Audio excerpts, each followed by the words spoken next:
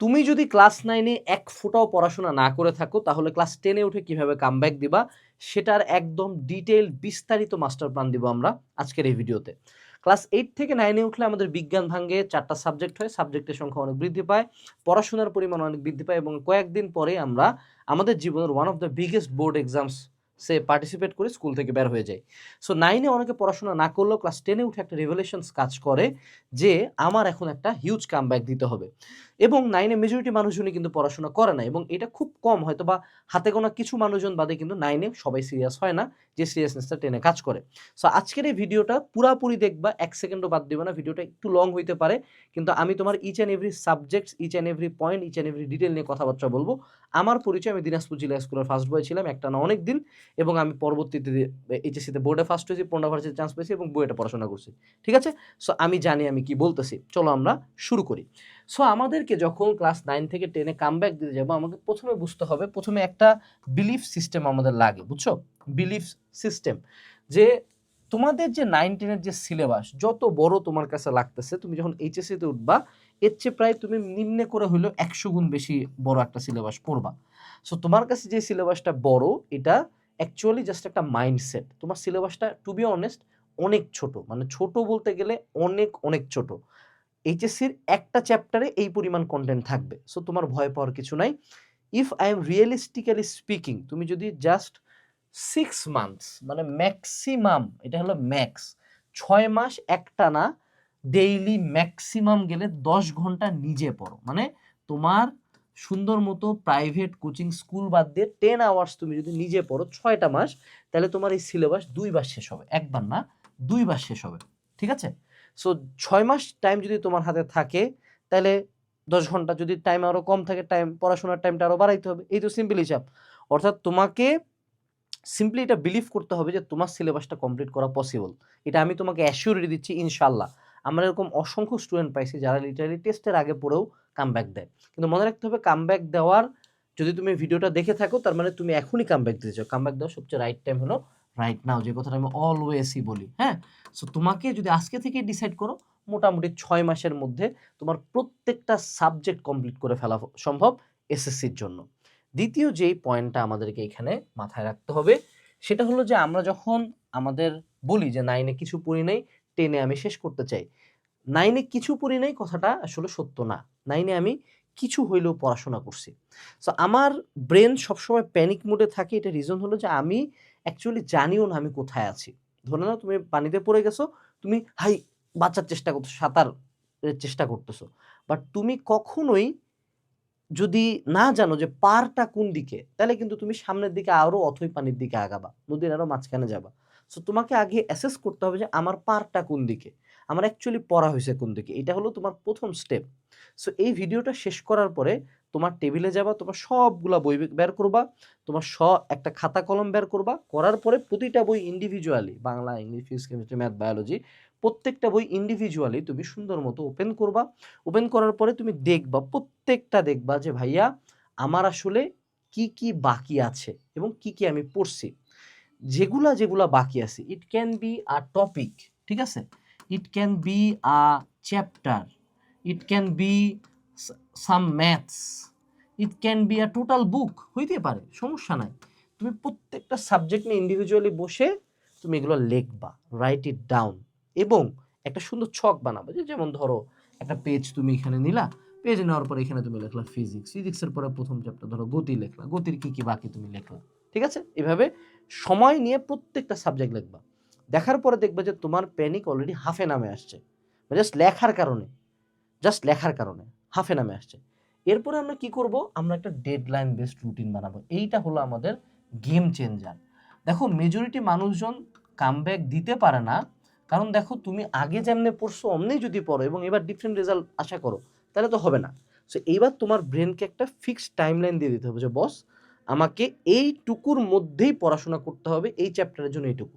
এবং তুমি সবচেয়ে ভালো জানো যে কোনটা টপিক পড়তে, হতে পারে কেউ ম্যাথে দুর্বল তো সে ম্যাথে বেশি টাইম লাগবে, হতে পারে কেউ থিওরিতে দুর্বল সে বেশি টাইম লাগবে থিওরিতে। সো তুমি ডিসাইড করবা যে আমি এক্স্যাক্টলি এই টপিকটা কতদিনে পড়বো। এবং তোমার যে এই যে পেজটাতে গতির ধরে সেটুসে তুমি গতির দ্বিতীয় সূত্র লেখলা, এখানে টপিক, পাশে তুমি একটা তারিখ দিবা, ধরে নাও আজকে হলো আমাদের 16/1/26 থেকে এটা আমি পড়বো 18/1/26-এর মধ্যে। এরকম করে প্রতিটা টপিকের পাশে আরো একটু সময় নিয়ে জাস্ট প্রত্যেকটা টাইমলাইন লিখে দিব যে কয় দিনের মধ্যে এটা আমি পড়বো। দেন তোমার প্রতিদিনের কাজ হবে ওই ডেটে আসে ওই টপিকটা খুলে পড়ার পরে ওটার পাশে একটা টিক দেওয়া।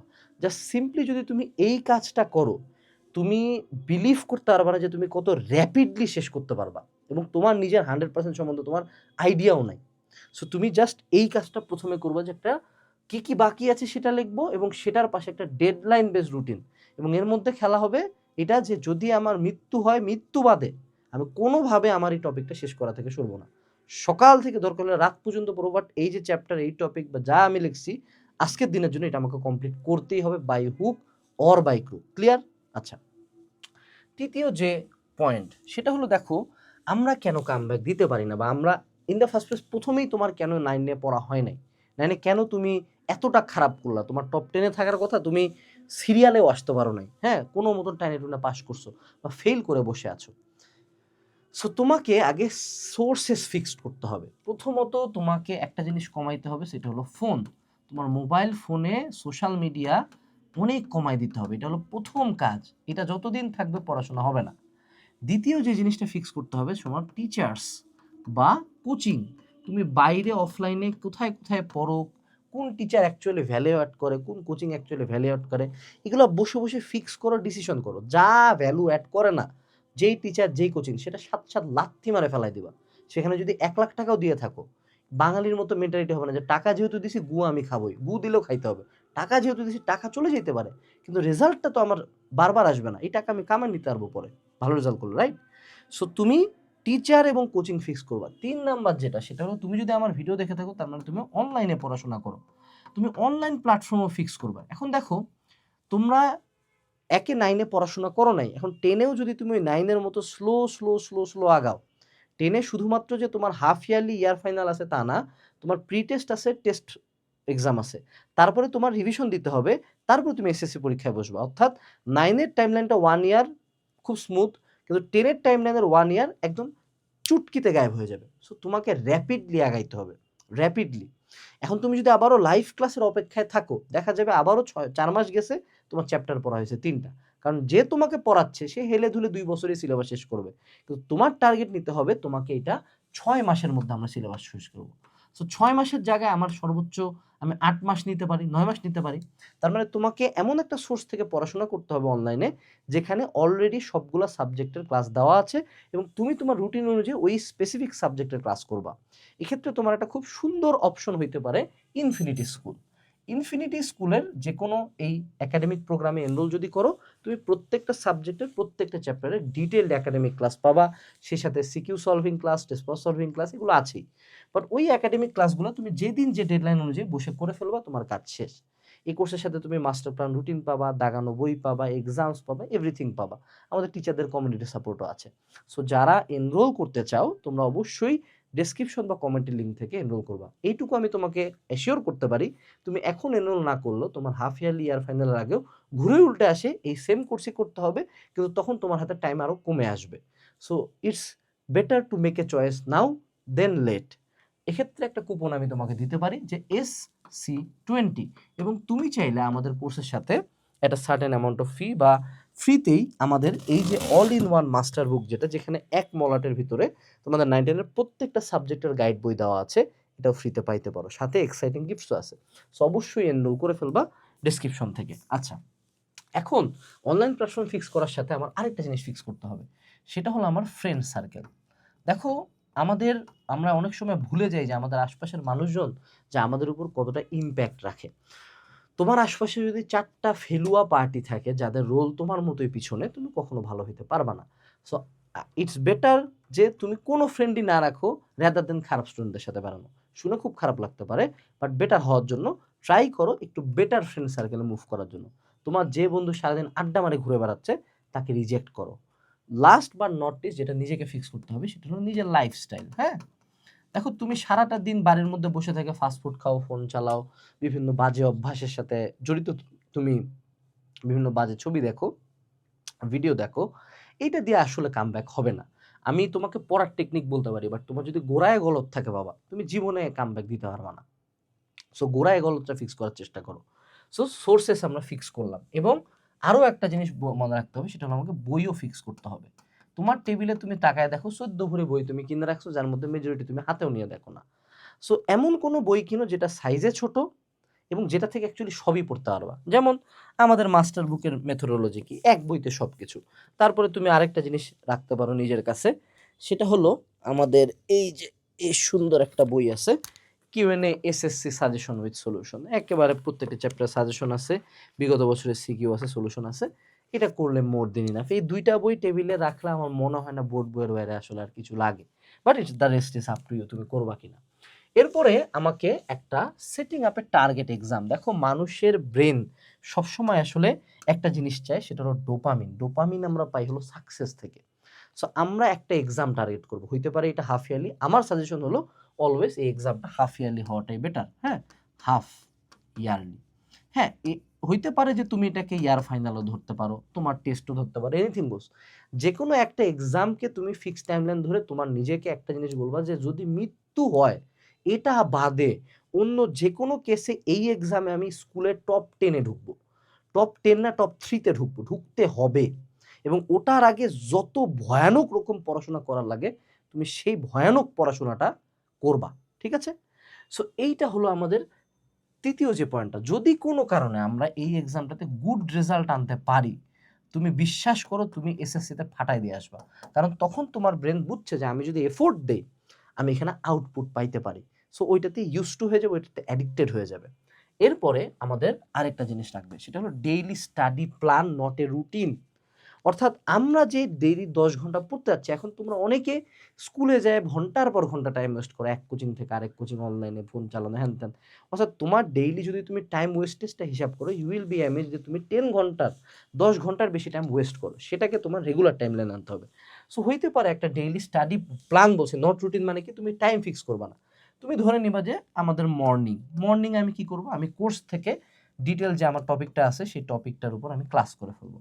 দেন আমি হলো দুপুরবেলা আসবো, দুপুরবেলা আমি কোর্স থেকে ওখানকার কোশ্চেনগুলো সলভ করব, আমাদের গাইড বই থেকে কোশ্চেন সলভ করব। ঠিক আছে? তারপরে আমি রাতের বেলা কি করব, আমাদের ধরো নাইটের বেলা আমি এবার হলো নিজে আরেকবার রিভাইজ করব বা এমসিকিউ সলভ করব।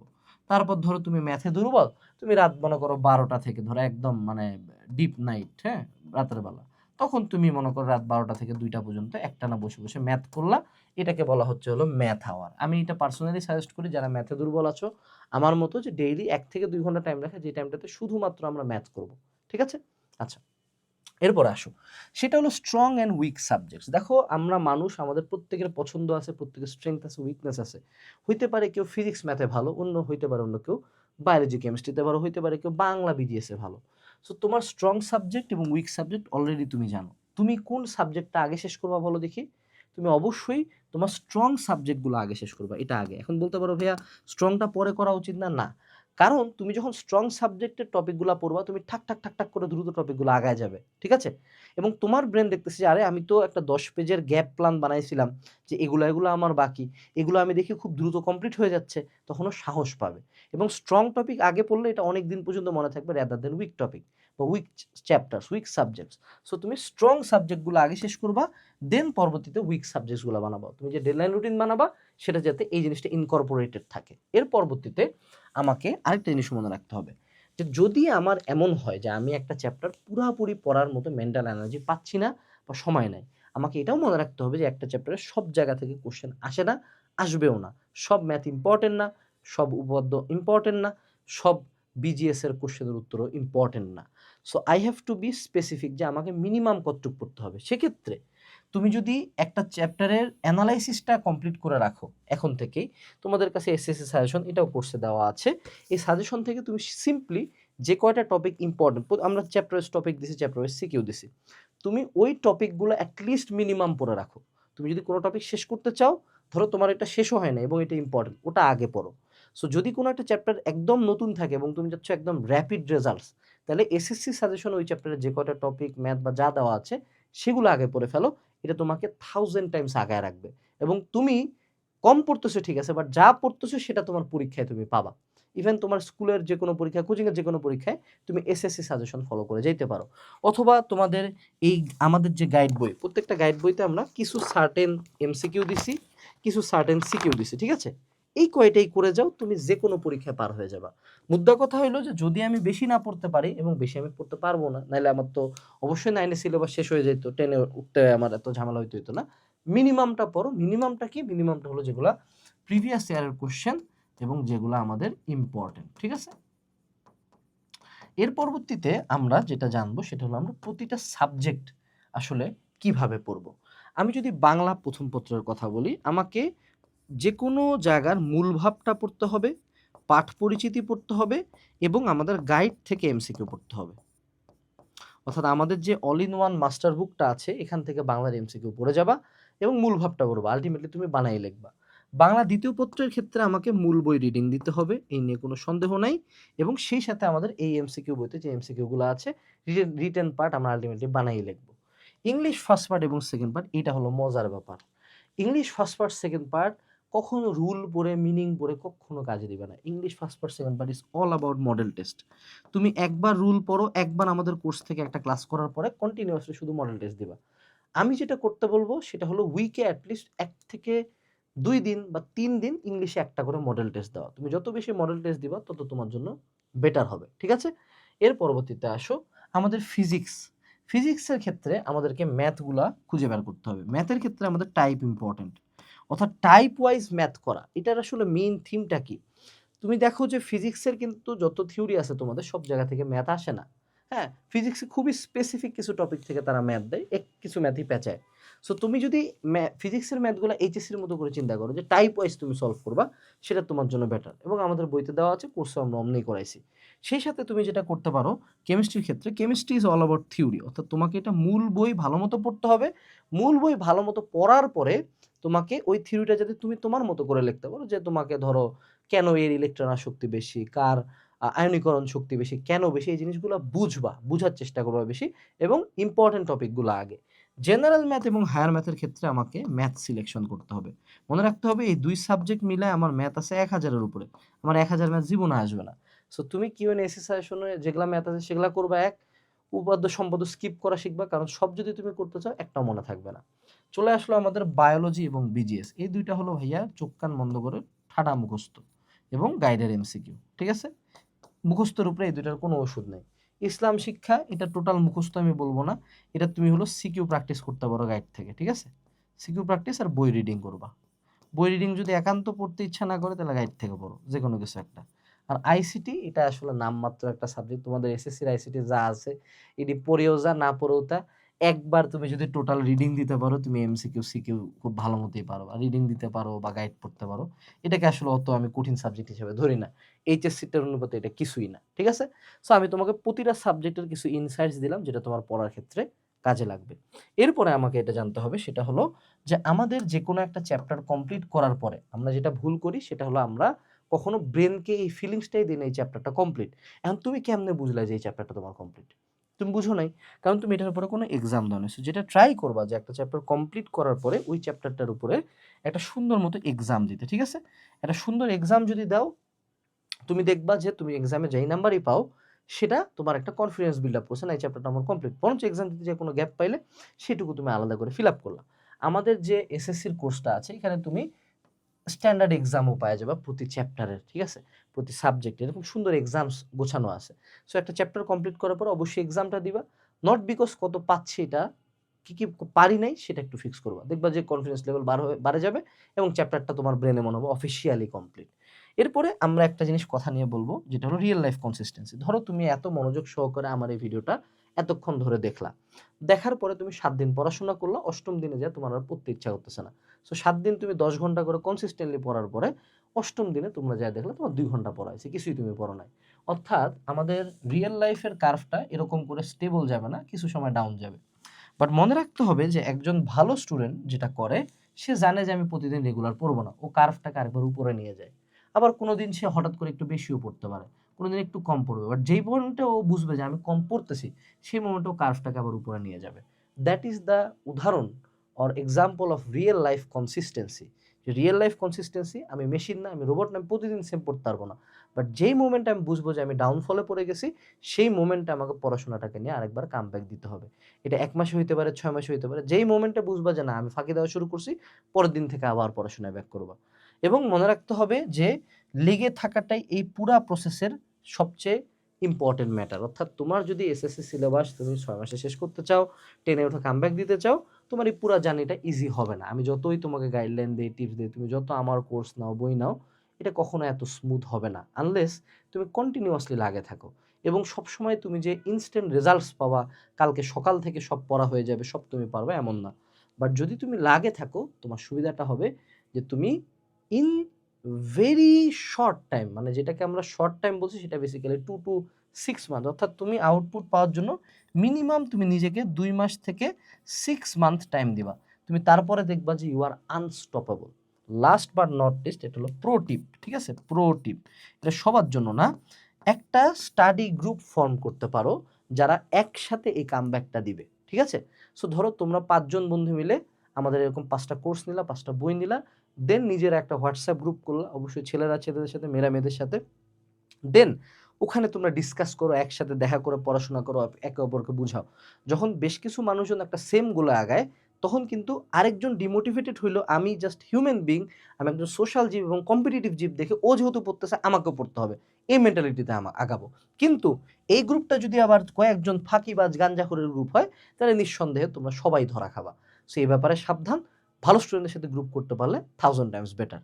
সো এই ছিল ওভারঅল আমাদের এসএসসি লাইফে ক্লাস 10 এ উঠে কামব্যাক দেওয়ার যে উপায়টা। মনে রাখতে হবে তোমার উপর অন্য কেউ বিশ্বাস না করলেও মহান আল্লাহ তাআলা তোমাকে ভালোবাসে এবং তোমার উপর আমিও বিশ্বাস করি। কিন্তু তোমার উপর সবচেয়ে বেশি বিশ্বাস রাখতে হবে নিজের উপর, সেলফ কনফিডেন্সটা থাকতে হবে যে না, কেউ পারুক না পারুক আমি পারবো। এই প্রমিসটা করে আজকের এই ভিডিওটা দেখা শেষ করে কোর্সটা কিনে, বইটা কিনে কালকে না আজকে রাত থেকে আমাকে কামব্যাকটা দেওয়া শুরু করতে হবে। Best of luck, tata.